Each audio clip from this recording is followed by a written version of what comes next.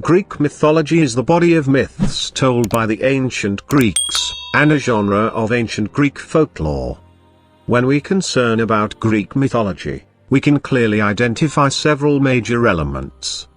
There are the Greek deities, Greek heroes, and mythological creatures.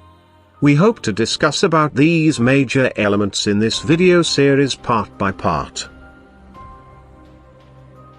According to ancient Greek pantheon, we can divide into various categories.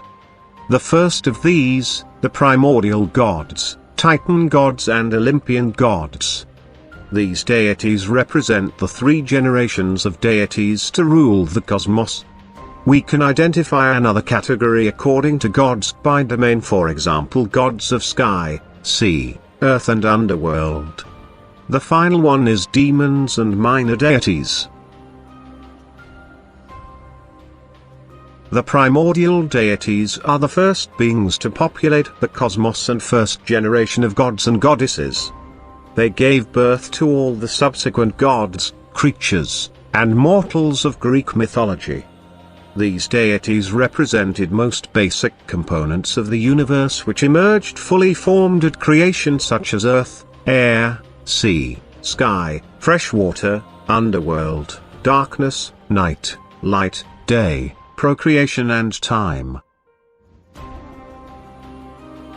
According to Hesiod's Theogony, he told of the generation of the first four primordial deities. Chaos is the first being to ever exist, next Gaia, Eros, and Tartarus came into existence spontaneously and all came without parents. This is the brief explanation of some primordial deities. Chaos. Chaos is the mythological void state preceding the creation of the universe in Greek creation myths. Chaos is both seen as a deity and a thing. Some sources seeing chaos as the gap between heaven and earth. In some accounts chaos existed first alongside Eros and Nyx, while in others chaos is the first and only thing in the universe. Chaos is the parent to night and darkness. Gaia. Gaia is a Mother Earth figure and is seen as the mother of all the gods. Gaia was also one of the only primordial gods to be routinely shown with an anthropomorphic form and a distinct personality. Tartarus, the primordial embodiment of abyss, great stormy pit which lay beneath the roots of the earth where the Titans are imprisoned. Eros, the god of love or passion, who emerged self-formed at the dawn of creation. He was the driving force behind the generation of new life in the cosmos, while in later accounts he is described as one of the children of Aphrodite and Ares. Phanes, deity of procreation and the generation of new life. He was sprung from a silver egg, the seed of creation, at the beginning of time, and set the universe in order. Thalassa, the goddess of sea or sea's surface. She was born of Aether and Hemera.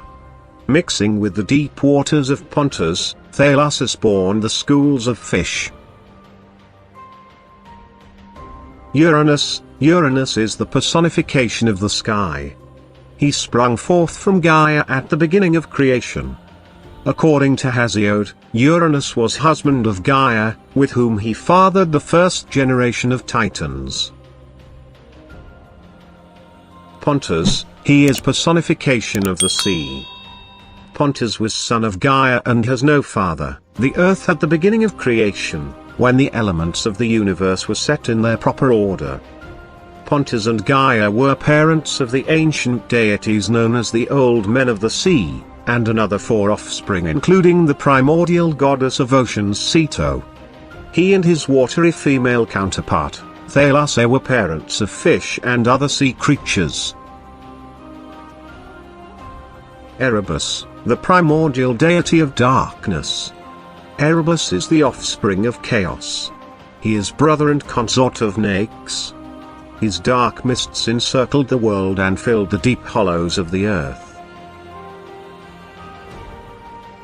Nyx, the goddess of night, and her home is in the depths of underworld. Her anthropomorphic form was of a woman clothed in star-spangled mantle. Nyx and Erebus give birth to Aether and Hemera. Alone she gives birth to another several primordial deities. Nyx is a very unique goddess. She can impact mankind in a good or bad way. Her ability to bring sleep or death unto the human race. Aether, he is the personification of the light and the bright. He was also one of 3 primordial air gods. He represented all of the air at the upper reaches of the Earth's atmosphere. According to Hesiod, he was the son of Erebus and Nyx. Hemera, she is the primordial goddess of the day. She rose up from the ends of the earth to scatter the dark mists of night. She was a daughter of Erebus and Nyx. Hemera was always closely linked with Nyx, their heavenly movements used to explain the cycle of day into night to the ancients. They moved in counterpoint to one another, Nyx retreating from the sky as Hemera appeared. Achilles, she is representing the personification of misery, sorrow and sadness. According to Hesiod, she is the demon of death.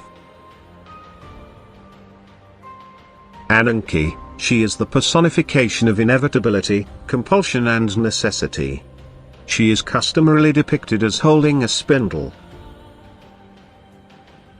Cronus, he is a personification of time and the very first being to emerge, at creation self-formed. His consort is Ananke. Hydros, the deity of water. Together with the earth he formed the primeval mud. Hydros was usually equated with the earth encircling, freshwater titan Uranus. Aurea, the primordial deity of mountains. Their rocky forms were born of Gaia the earth. Gaia and Uranus gave birth to many key deities and creatures of Greek mythology. For example, they were the parents of the Titans, grandparents of the Olympians. The primordial gods were not widely worshipped in ancient Greece. Out of all of them, Gaia was probably worshipped the most. The primordial deities had the potential to live forever and could only be destroyed by beings of equal or greater power. They are beings of pure elements and cosmic, not bound by the weaknesses of flesh, blood, bone, energy, and soul. The primordial deities were the most powerful gods, most of them stronger than all the Olympians including Zeus and the Titans. Among the primordial deities, the most prominent ones are Chaos, Gaia, Uranus, Erebus, Nyx, Eros, and Tartarus.